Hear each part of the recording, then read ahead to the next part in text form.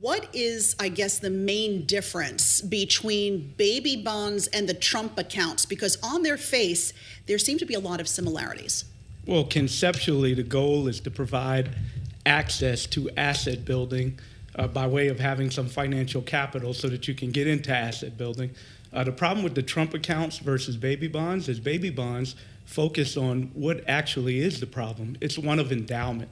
Essentially, the way wealth is created is wealth begets more wealth.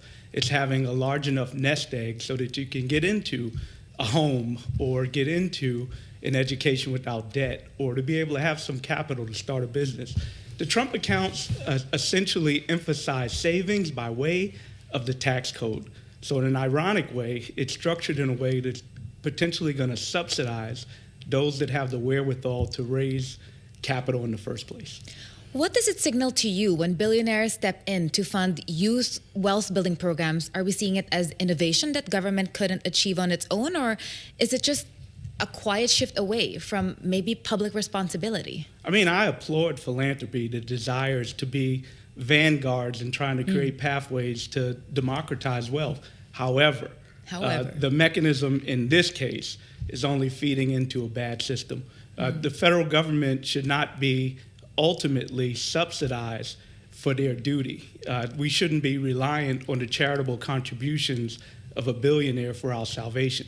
But what a billionaire can do is provide demonstration, be a catalyst, seed some momentum so that we ultimately can have them invested. And, I'll make one other quick point, which is when you think about the $6.4 billion, which is a huge number, it requires context.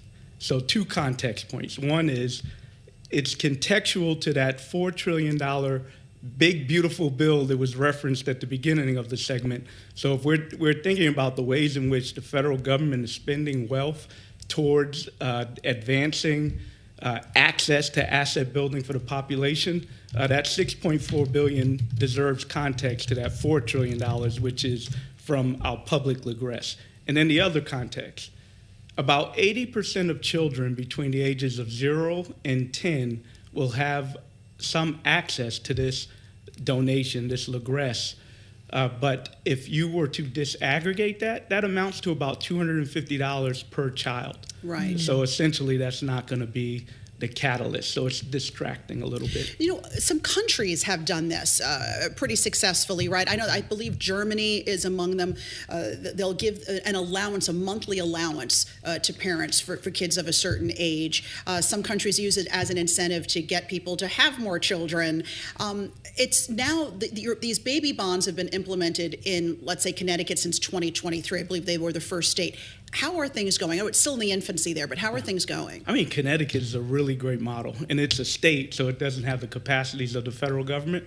But here you have a scenario where every Medicaid birth will receive $3,200 automatically at birth, and the treasurer is managing that money in a collective fund in an astute way with responsible investing, where the projections are that the children, low-income children born as part of a Medicaid birth from rural to urban areas throughout the state will have about 12 to 18,000 as some seed capital to begin wealth building.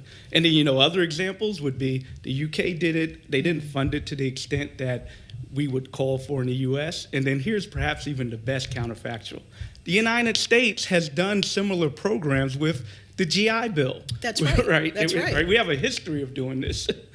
Do you think that programs like these have an influence to affect economic policy long term, or do you think they create risking a system that just really hinges on, to your point, philanthropy of maybe rich individuals or big corporations? And that's exactly why it should be a government responsibility. And here's the point. This is not charity. This is an investment. So if you believe in the market, if you don't believe in the market, regardless, again, it's pretty simple the way wealth is created. It is that down payment to put you in an asset that passively appreciates over your life. So if you are authentically somebody who believes in transaction in the market, then you should support people having some seed capital to get into that asset. So again, it's a question of endowment, not savings behavior. Is there anything about the Trump accounts that you actually like? I mean, I think we can agree that, the concept, I mean, the heart's in the right place. Well, I mean, that's just it. The attention on trying to make sure that we democratize access to wealth, that's a good thing. But the structure, the 529 structure, we have lessons from that where, 529 saving, tax provision savings so that we can provide access to college for our children. The bottom 0.5% of earners essentially don't participate. Only about 2.5% of Americans participate. So there are really good ways we can do it. My fear is that we co-opt a good idea. It's a really good idea. We have pathways to really facilitate a good value for our American economy, which is inclusion. We just got to work on the delivery. To Alexis' point, there's the idea of corporation match welfare embedded here. Are there any upsides to that? What should policymakers be cautious about? I apologize for laughing, but the phrasing of corporate welfare, again, I take the Dells as being not disingenuous, but really trying to be supportive.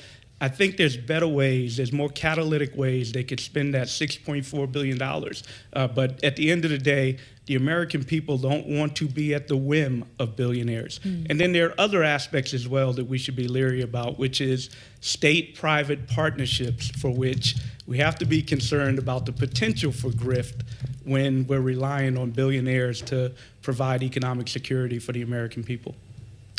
So if we're thinking, look, a lot of folks are not going to take advantage of a 529 plan. Is that because they don't have the money to do it? Is that because they don't know they exist? Is that because a lot of Americans cannot be left to their own devices to save for themselves? I mean, think about how, some of our programs like Social Security came to be. It's because it was supposed to be some sort of a safety net. So is it a good idea for the government to put aside some money for folks who might not otherwise do it? I mean, that actually is a great idea, but just how and the mechanisms by which we do it, that's the problem. So it is the case that clearly we have an affordability crisis in this country. So people don't have the wherewithal to save en masse. And that's a big reason why people don't participate in the 529 accounts, not as if they don't love and adore their children and desire for them to have savings.